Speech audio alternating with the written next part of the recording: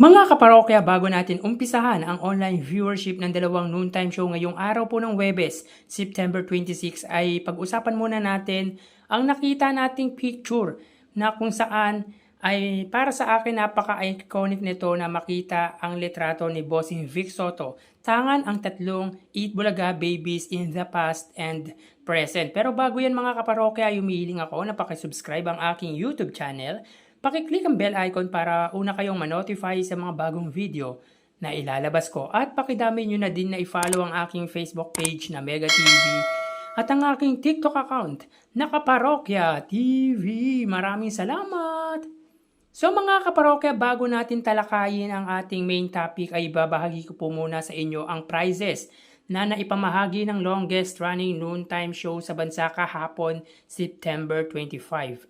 So last Monday at Tuesday sila po ay nakapagbahagi ng halagang 208,000 para po sa araw ng Lunes at 187,000 naman po para naman po sa araw ng Martes na may total po na 395,500 pesos. At ngayon naman po makikita dito na ang Eat Bulaga ay nakapagbahagi ng total na 203,000 pesos kung saan ang 30,000 ay para sa Pera Fee segment, ang 13,000 ay sa CDO Burger Baon Challenge, ang 90,000 ay Sugod Bahay Mga Kapatid, ang 55,000 naman po mula sa Gimme 5 at 15,000 para naman po sa Bawal Judgmental Ka Ba, with total again 203,000 pesos. So in 3 days time, they gave a total of 598,500 pesos. So malaking pera po yan para sa noontime show na sinasabing taglugi na raw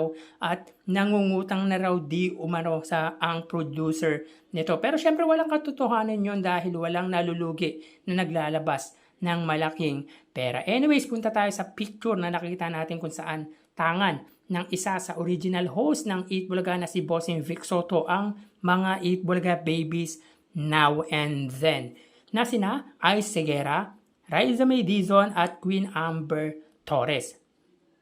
So para sa akin napaka-iconic nito dahil si Bossing Vic Soto talaga ang tumatayong ama sa mga Eat Bulaga babies na sina Ice Segura, Raisa May Dizon at ngayon nga po ay si Queen Amber Torres. Knowing naman Bossing Vic Soto ay mabait sa mga bata kaya mabilis na papalapit ang mga ito sa kanya. Sana mabigyan ng malaking chance to shine ang kasalukuyang baby ng longest running noontime show sapagkat naabot na ng dalawa yung kinang ng tagumpay mula nang maging bahagi sila ng noontime program ng iconic or ng legendary trio. Kayo mga parokya, iconic din ba para sa inyo ang makitang picture na tangan ni Bossing ang tatlong Eat Bulaga babies? Please comment down below.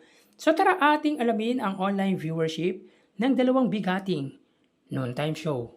Para sa Eat Bulaga, under TVJ Facebook page na may 2.6 million followers at sa It's Showtime naman po na may 18 million followers. So as of 1:37 PM, ang It's Showtime po ay may kasalukuyang nagpe-perform ang Sparkle talent na si Kim De Leon. At ang Eat Bulaga naman po, sila po ay may kasalukuyang segment na Gimme 5. So dito may kita po natin ang It's Showtime po ay may 4,700 viewers at ang Eat Bulaga naman po ay may 6,000 live viewers. So again, as of 1:38 PM, ang It's Showtime po ay may 4,600 live viewers at ang Eat Bulaga naman po ay may 6,000 live viewers. Mapunta naman po tayo mga kaparokya sa TV Network YouTube channel ng dalawang noontime show. Para po sa It's Showtime, under po yan sa GMA Network YouTube channel na may 36.5 million subscribers.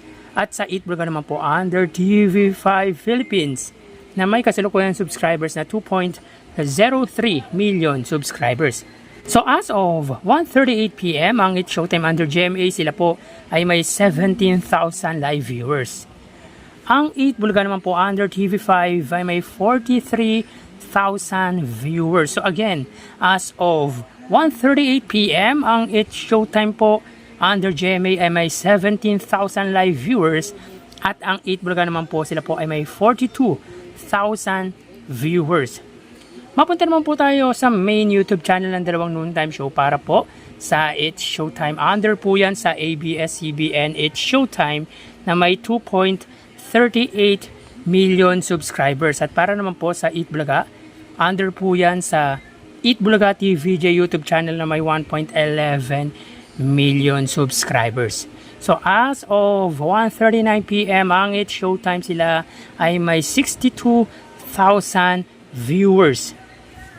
Ang Eat Bulaga naman po, sila po ay may 80,000 live viewers. So again, as of 1:39 PM ang It's Showtime, sila po ay may 62,000 or 61,000 viewers, at ang Eat Bulaga naman po ay may 80,000 live viewers. So bali, ang total na nakuha ng dalawang noontime show ay, mga kaparokya, bago natin bigay ang total viewers ng dalawang noontime show, ay umiling ako sa inyo na paki-subscribe po ang aking YouTube channel. Paki-click ng bell icon para una kayong ma-notify sa mga bagong video na ilalabas. Damay nyo na rin na i-follow ang aking Facebook page na Mega TV at ang aking TikTok account na Kaparokya TV. Maraming salamat! So bali, ang total na nakuha ng It's Showtime ay 83,000 viewers. 4,000 para po sa kanilang Facebook Live, 17,000 sa TV Network YouTube channel, at 62,000 naman po para sa main YouTube channel. Ang Eat Bulaga naman po ay nakakuha ng total na 128,000 viewers. 6,000 dito ay mula sa Facebook Live, 42,000 sa TV Network YouTube channel, at ang 80,000 naman po ay sa main YouTube channel. So again, ang It's Showtime po ay may 83,000 at ang Eat Bulaga naman po ay may 128,000 total live viewers. So yan po ang lumalabas sa kanilang online viewership as of 1:41 PM, at mamaya magbabalik pa po tayo sa huling bahagi ng ating online viewership around 2 o'clock to 2:10 PM. So magpapaalam po muna pansamantala, magsiingat po tayo mga kaparokya. Thank you and God bless.